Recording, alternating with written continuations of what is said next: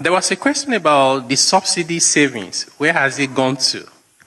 I've heard this question so many times. And guess what? It's a valid question. The combined impact of the subsidy on fuel, as well as, I like to call it subsidy on FX, right, was about 5% of GDP. So you remove both, you save money. But saving money wasn't the primary objective. It was eliminating the distortion and the corruption in the system, which is more fundamental. But the money saving is also important. So where has the money gone to? And in a few days, you will see the detailed analysis, because we believe that we owe a duty to explain what we do to the Nigerian people. That's what transparency looks like. But in the meantime, I can give you some of the highlights. Many Nigerians will simply compare the past with the present and conclude that the reform is not working for them. Some would even say it's a bad reform. What we don't normally compare, or the question we usually don't ask, is what would have been if the reforms were not carried out? Counterfactual. Now, before the reforms, we were printing money to spend.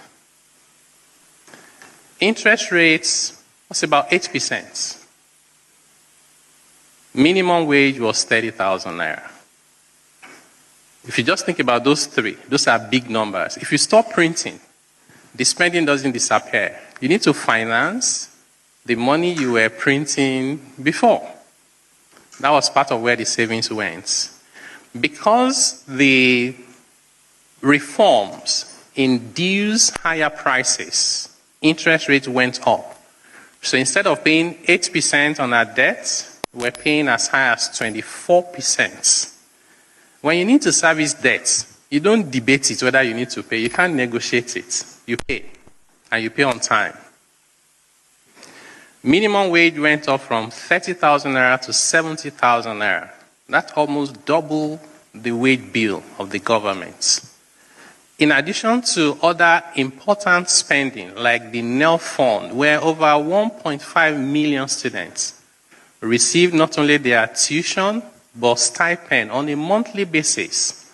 And if you think that's not important enough, what it actually means is that about over 1 million households, the parents no longer have to save, borrow, and be stressed just to pay the tuition. Now they can deploy that resources into their